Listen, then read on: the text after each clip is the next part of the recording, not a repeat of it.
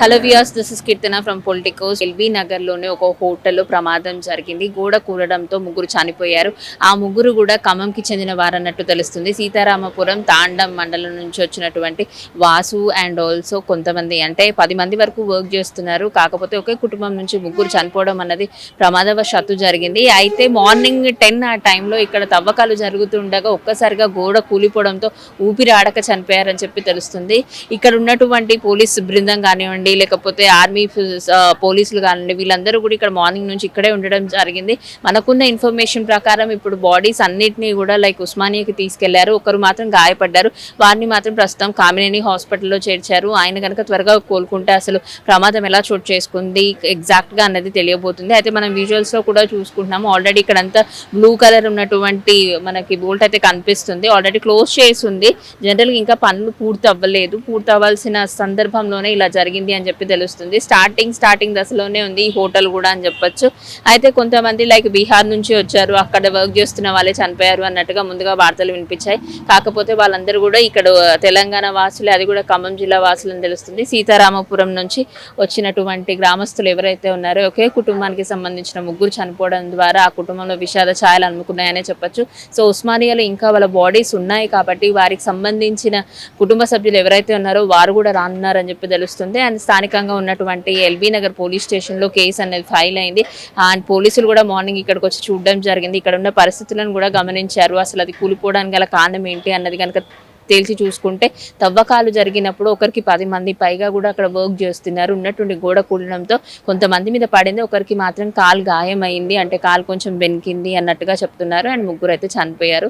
So ఇది LB Nagar police స్టేషన్కి కూడా వెళ్దాం. అక్కడ నుంచి కూడా మనం సమాచారం తీసుకోవచ్చేమో. అక్కడ నుంచి కూడా తెలియాల్సిన సమాచారం ఏదైతే ఉందో అది కూడా తీసుకొని మేము చెప్తాము. అలాగే ఉస్మానియాలో బాడీస్ ఉన్నాయి కాబట్టి ఏ టైం వరకు ఆ కుటుంబ సభ్యులు చేరుకొని ఉన్నారో కూడా తదితర అంశాలన్నీ కూడా మళ్ళీ వివరిస్తాను.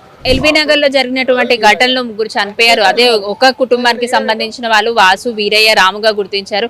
అండ్ వారికి సంబంధించిన కుటుంబీకులు, స్థానికులు కూడా ఈ రోజు ఎల్బీ నగర్ పోలీస్ స్టేషన్ కి వచ్చారు. మరి వారిని కూడా అడిగి తెలుసుకుందాము. అసలు ఎప్పుడు అంటే ఎన్నేళ్ల నుంచి వారు ఇక్కడ వర్క్ చేస్తున్నారు, తదితర అంశాలన్నీ కూడా తెలుసుకునే ప్రయత్నం చేద్దాం. అన్న మీ పేరు? నా పేరు కుమార్ అండి, తెలంగాణ స్టేట్ ఓటర్ల సంఘం వైస్ చైర్మన్. చాలా బాధగా ఉందండి. ఈ బాధ ఎట్లా అంటే ఒకే కుటుంబానికి చెందిన ఇద్దరు చనిపోతే కూడా ఒక ఎమ్మెల్యే స్పందించట్లేదు, గవర్నమెంట్ స్పందించట్లేదు. చాలా బాధాకరం అండి. ఇదైతే గరీబోళ్ళం, ఒడ్రోళ్ళు అంటే లేబరేనా, ఈ లేబర్ వాళ్ళకి గవర్నమెంట్ అండగా ఉండదా అండి? అంటే మీ వాళ్ళలో ఎవరైనా ఫస్ట్ నుంచి వాళ్ళతో అనుబంధం ఉన్న వాళ్ళు ఎవరైనా ఉన్నారా అన్న ఇక్కడికి వచ్చిన వాళ్ళు? ఈ రోజు మేడం నేను చెప్తున్నా, మా కులానికి సంబంధించిన సారీనే, మా ఏరియా, మా ఊరికి సంబంధించిన వాళ్ళు తండ్రి పేరు వీరయ్య, కొడుకు పేరు వాసు, ఇంకా ముగ్గురు కలిసి. వాసు మనకు తెలుసు. అయితే ఒకే కుటుంబం, తండ్రి కొడుకు మేనల్లుడు. అంటే ఇప్పుడు ఏదేమైనా మేము ఏమంటున్నామంటే మేడం, పుట్టకూటి కోసం గ్రామాన్ని వదిలేసి నగరానికి వచ్చినాం. వాళ్ళు ఇచ్చేది మాకు 900 రూపాయలే. కేవలం 900 రూపాయల కోసం కుటుంబాన్ని పోషించుకోవడం కోసం అని చెప్పి ఊరిసిపెట్టి హైదరాబాద్కి వచ్చి ఈరోజు ప్రాణాలు పోగొట్టుకున్న పరిస్థితి ఏర్పడ్డది. దయచేసి ప్రభుత్వాన్ని వేడుకునేది ఏంటంటే పట్టించుకొని, మా చిన్న కులాలను పట్టించుకొని ఇలా ప్రమాదవశాత్తు చనిపోతే ఏదైనా ఆర్థిక సాయం అందించండి. దాంతోపాటు ఈరోజు మాకు జరిగిన అన్యాయం ఏదైతుందో దీనికి డిపార్ట్మెంట్ పరంగా కానీ గవర్నమెంట్ కూడా సపోర్ట్ చేసి ఆ కుటుంబానికి అండగా నిలవాలని చెప్పి కూడా మీడియా ద్వారా తెలియజేస్తా ఉన్నాం. ఏదేమైనప్పటికీ కూడా ఇక్కడ చాలా మంది ఇచ్చేసారు, మీడియా కూడా వచ్చింది, మీడియా సపోర్ట్ కూడా చాలా ఉంది. కానీ ఈ ఏదైతే సెల్లర్ ఉందో సెల్లర్కి సంబంధించిన ఓనర్స్ ఎవరైతే రెస్పాండ్ అవ్వడం లేదు. అది ఎందుకంటే ఇప్పటిదాకా టీఆర్ఎస్ ఎమ్మెల్యే అనుకుంటా, అక్కడ ముగ్గురు మా వాళ్ళు చనిపోతే వాళ్ళని చూసిన దిక్కు లేదు. బ్రతుకున్నోడు కాడికి పోయి పరామర్శిస్తారండి. ఈ ప్రభుత్వానికే తెలియాలి ఎవరు ఇస్తుంటారు అనేది. చనిపోయిననే పరామర్శించాల్సింది పోయి బ్రతుకున్న దగ్గరికి పోయి ఫోటోలు దిగుతున్నారు. ఇదా అంటే ఒకరికి గాయం కూడా అయింది, వాళ్ళు ఇంకా కామినేని హాస్పిటల్లో ఉన్నారు అని చెప్పి చెప్పారు. అండ్ బాడీస్ వచ్చేసి ఉస్మానియాకి తీసుకెళ్లారని చెప్పి మీలో ఎవరైనా వెళ్ళి చూసారా అండి? అక్కడ సిచ్యువేషన్ ఎట్లుంది అసలు? మా బిడ్డలు ప్రాణాలు పోగొట్టుకుని హాస్పిటల్లో ఉన్నారు. వాళ్ళని ఓదార్చనికే మాకు టైం సరిపోవట్లేదండి. రేపు పొద్దున కార్యక్రమాలు ఎట్లా చేసుకోవాలి, వాళ్ళ బిడ్డల్ని ఎలా మేము రేపు పొద్దున మీ తండ్రి లేడని ఎట్లా చెప్పాలి, మీ అన్నయ్య లేడని ఎట్లా చెప్పాలి అనే బాధలో ఉన్నాం. ఏదేమైనా రిక్వెస్ట్ అండి, న్యాయం చేయండి గరీబులకు. జై వడేరా.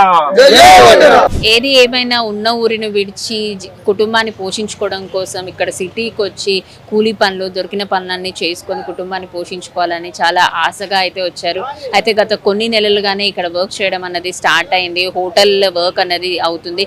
సెర్లాల్లో ఎక్కడైతే గోడ కూలిందో ఆ మట్టి దిబ్బలు వచ్చి వాళ్ళ బాడీస్ పైన పడేసరికి ఊపిరాడక వీరయ్య, రాము, వాసు అన్నవారు చనిపోయారు. వీరయ్యకు వచ్చేసి ఒక 50+ అంటే 50కి పైగా వయసు ఉంటుంది. ఇంకా వాసు, రాజు వచ్చేసి ఇంకా చిన్న పిల్లలు, జీవితాన్నే ఇంకా చూడలేదు. 19-21 వయసు ఉంటుంది. కష్టపడి పనిచేయాలనుకున్నారు. అటువంటి వారు ఈరోజు మరణించడం అన్నది తీవ్రంగా అసలు చాలా బాధాకరమైన విషయం, చాలా విషాదంగా ఉంది అని చెప్పేసి ఇక్కడ పోలీస్ స్టేషన్కి వచ్చినటువంటి ఖమ్మం వాసులు ఎవరైతే సీతారామపురం నుంచి వచ్చారో వారు చెప్పడం జరిగింది. అయితే ఇక్కడ నుంచి లైక్ ఉస్మానియాకి అయితే బాడీస్ వెళ్ళాయి. ఇంకా వాళ్ళ కుటుంబ సభ్యులు అందరూ వచ్చి అక్కడి నుంచి నేరుగా ఖమ్మంకి వెళ్తాయి అని చెప్పేసి చెప్తున్నారు. కామినేనిలో ఒకరు మాత్రం చికిత్స పొందుతున్నారు. మరి అతని కండిషన్ ఇప్పటికీ ఇంకా తీవ్రంగానే ఉందని చెప్పి తెలుస్తుంది. వీలైనంత త్వరగా ఆయన కోలుకోవాలని కోరుకుందాం.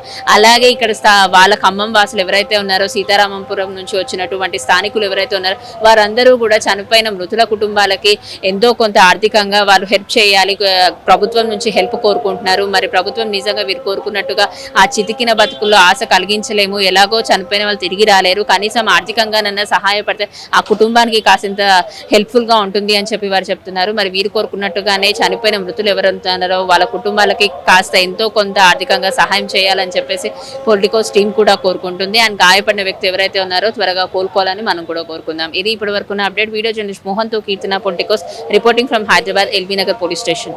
Please subscribe to the channel and download the Politicos app from the links in the description.